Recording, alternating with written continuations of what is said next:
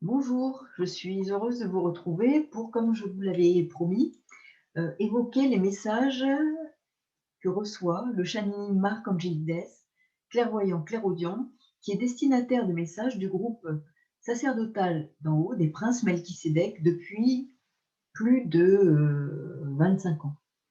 Ces messages ont évoqué différentes thématiques que j'aborderai les unes après les autres, sur lesquelles je reviendrai parfois, en faisant des liens avec ce que nous vivons. Et là, je souhaite aborder un message qui concerne l'Atlantide, la fin de l'Atlantide. Pourquoi? Parce qu'effectivement, nous sommes actuellement dans une phase qui s'apparente à ce que pouvaient vivre les Atlantes, la dernière manifestation de la civilisation atlante, puisqu'il y en a eu plusieurs, que cette civilisation est apparue aux alentours de 450 000 ans avant Jésus-Christ, et que la cinquième manifestation de cette civilisation a eu lieu autour de 25 000 ans, 20 000 ans, 25 000 ans avant Jésus-Christ. Ce que l'on peut dire aussi, c'est que nous vivons des événements qui ont aussi eu cours pendant cette dernière manifestation, et je souhaiterais faire un lien avec ce que nous vivons et la fin de la civilisation de l'Atlantide, puisque nous sommes à une époque où, je dirais, les dieux de l'Olympe sont de retour, la manifestation énergétique de ces dieux qui ont été rejetés à un moment donné par les hommes et qui aujourd'hui tentent de reprendre une place auprès de nous, dans notre monde, et qui se manifestent par des énergies qui leur sont propres et qui viennent investir nos mondes, notre monde. La fin de l'Atlantide a été particulièrement significative d'un moment où les Atlantes avaient atteint un degré de civilisation important, mais aussi un degré d'orgueil important. Et ce n'est pas pour rien qu'il y a eu cette chute de l'Atlantide. Que peut-on retenir de ce message? Vous allez l'écouter et vous verrez ce que vous pouvez justement en déduire, en, en tirer comme enseignement. Donc je vais le lire comme il a été transmis. Et effectivement, c'est un message, une transmission, une communication qui date de nombreuses années, mais qui prend, je dirais, un sens important actuellement dans ce que nous vivons. Donc, le message consiste en ces propos. Lors de son engloutissement, l'Atlantide fut comme aspirée par un puissant courant surgi des profondeurs des mers et des océans de ce temps. L'orgueil dont les habitants de ce merveilleux continent s'étaient imprégnés fut la cause de la chute de ce monde, qui avait pourtant tout pour vous hisser vers une destinée glorieuse. Il ne faut pas perdre de vue que l'Atlantide est votre ancien monde et que vous y êtes aujourd'hui revenus pour rafistoler les dégâts qui eurent lieu à ce moment-là, au moment de la chute. Au moment de la chute, certains d'entre vous ont choisi d'aller vivre dans les profondeurs de l'océan, et ils continuent à y vivre. Ils y sont établis, reproduits et ont développé les connaissances qu'ils avaient acquises sur l'ancien continent. Grâce aux protecteurs des fonds marins, ils ont augmenté leur intelligence au fil des siècles et acquis à présent une grande maturité spirituelle. Donc là, nous avons un élément de compréhension qu'il existe différents plans de vie, même au niveau de notre planète Terre, et que le monde inframarin, j'y reviendrai, infraterrestre et intraterrestre est habité. La civilisation de l'Atlantide était en avance sur celle de nombreuses autres planètes au niveau spirituel, mais aussi technologique, médical, philosophique et dans bien d'autres domaines culturels. C'est la science de cette avancée qui attisa l'orgueil de ses chefs. Et c'est la conscience de cette avancée qui attisa l'orgueil. Ils voulurent devenir les maîtres de l'univers et commencèrent à utiliser leur technologie pour dominer d'autres peuples. Mais leur volonté d'hégémonie se retourna finalement contre eux et déclencha une grande explosion atomique. Les conséquences ne se firent pas attendre. C'est toute la structure géographique de votre planète qui fut éradiquée.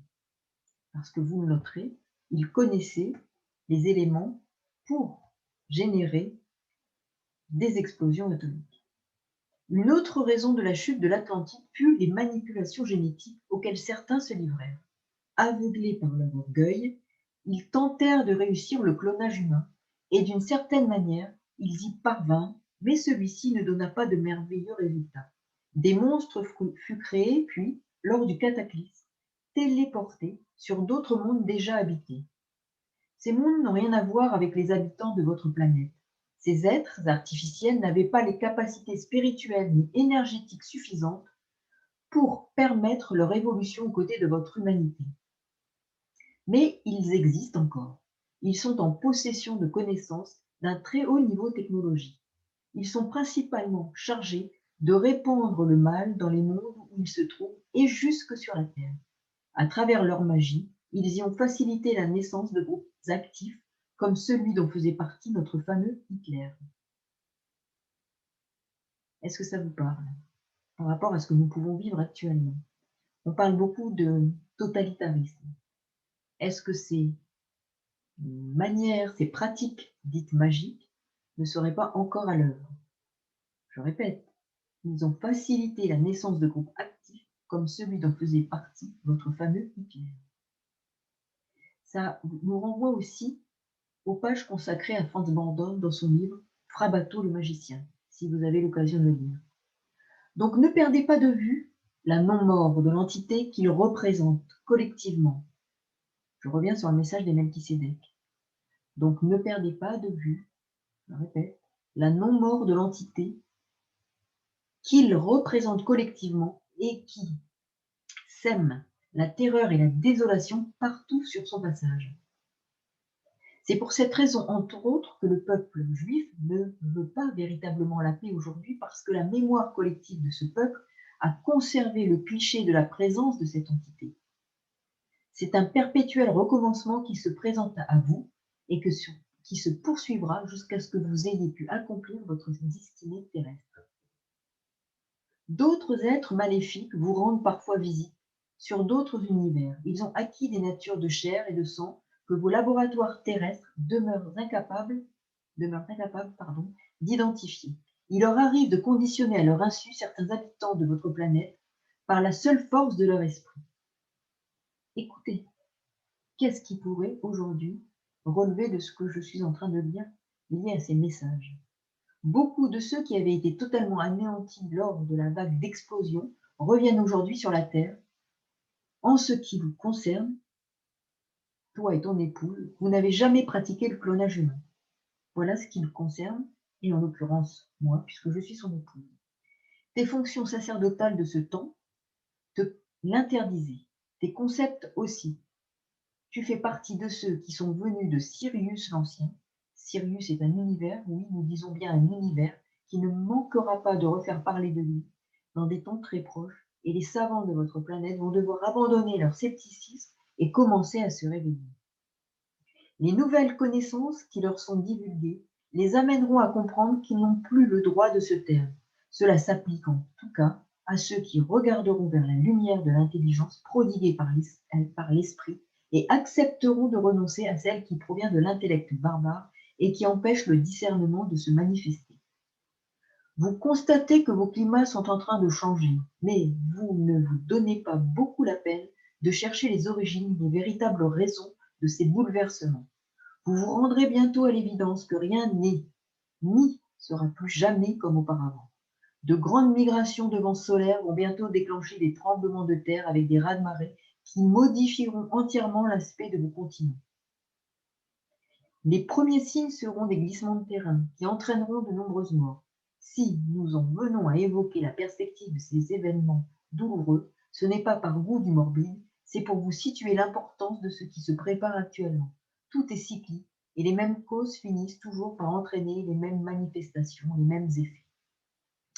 Toutes les conditions sont actuellement réunies pour que ce qui s'est déjà produit en Atlantide se reproduise à présent sous vos yeux. Une nouvelle destruction identique en tout point à la précédente, car le champ vibratoire qui existait en Atlantide avant la catastrophe est en train de se reconstituer. L'Atlantide était naguère régie par un collectif d'orques-mondes. Ces êtres immatériels avaient mis en garde par télépathie les Atlantes les plus évolués, qui possédaient des facultés extraordinaires de clairvoyance et de clairaudience sur l'imminence de la disparition du continent. Ils furent nombreux à haranguer les populations et à les mettre en garde contre toutes les pratiques qui allaient à l'encontre du magnifique destin qu'aurait dû connaître ce peuple extraordinaire. Certains de ces messages furent copiés puis introduits dans un tube en or recouvert d'ivoire et de porcelaine avant d'être lancés dans la mer Égée. Cet étui est bleu, jaune et blanc. Il est strié par endroits et marqué de 5 lettres. Le texte qu'il renferme est d'une importance considérable et d'une grande valeur pour votre humanité actuelle. Les vérités qu'il expose suffiraient à dissiper le mensonge qui a jusqu'à présent tellement desservi votre monde. Grâce à lui, pourraient rapidement disparaître de votre planète les sectes nauséabondes qui phagocytent les populations de vos 5 continents. Ce texte gît encore au fond de la mer, au milieu de zones de perturbation importantes. Celui qui trouvera cet étui, un homme d'une grande simplicité, un pêcheur, devra être informé de l'importance de sa trouvaille. Il est essentiel que l'écrin soit remis à un homme de bien, orienté vers le progrès spirituel et possédant les connaissances nécessaires pour en gérer l'exploitation. Ce message vous permettra d'accéder au changement de temps. De plus en plus, vous allez voir de nouvelles technologies fleurir sous vos yeux et tenter de vous éblouir. N'est-ce pas ce que nous allons vivre probablement, ce que nous vivons et ce que nous allons vivre avec la 5G? Restez froid devant ces concepts nouveaux, car ce sont les signes précurseurs de la fin de votre civilisation. Ce que vous conceviez hier encore comme maléfique, réducteur pour vos vies, prendra l'aspect du bien. La fascination exercée par ces technologies sur votre système intellectuel pourrait avoir une incidence sur la pureté de vos âmes. Votre esprit emprunterait alors un chemin capable de briser l'harmonie de vos champs d'évolution. Ceux qui auront acquis le discernement de l'esprit grâce à un travail en profondeur de purification de leur énergie ne se laisseront pas berner.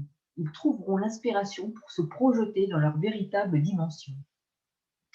À l'époque atlantéenne, les transformations énergétiques et atmosphériques qui entraînèrent le désastre final furent déclenchées par les mêmes abus que ceux qui se reproduisent aujourd'hui sous vos yeux. Mais le prince Enoch est venu abolir la loi de cause à effet, celle du karma dont on parle souvent. Il n'acceptera pas que les armoiries de la nouvelle terre soient souillées par les effets calamiteux du karma que votre humanité véhicule depuis si longtemps. Je rappelle que Enoch ne connut point la mort après avoir vécu 365 ans dans un corps de chair. Ce prophète a rejoint le Melchisédek et le Christ dans des sphères de lumière qui nous sont proches. C'est l'union de ces êtres qui constitue la parousie. Comprenez que les Atlantes n'ont pas tous disparu le même jour, ni au même endroit.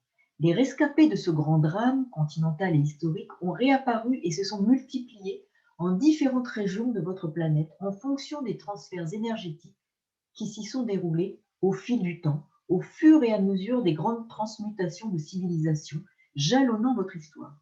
Les terres que vous habitez aujourd'hui ont des charges énergétiques issues de ces transferts successifs. Connaissances ingurgitées par l'humanité à l'époque de l'Atlantique y ressurgissent actuellement. C'est pourquoi l'on assiste aujourd'hui à tout ce remue-ménage.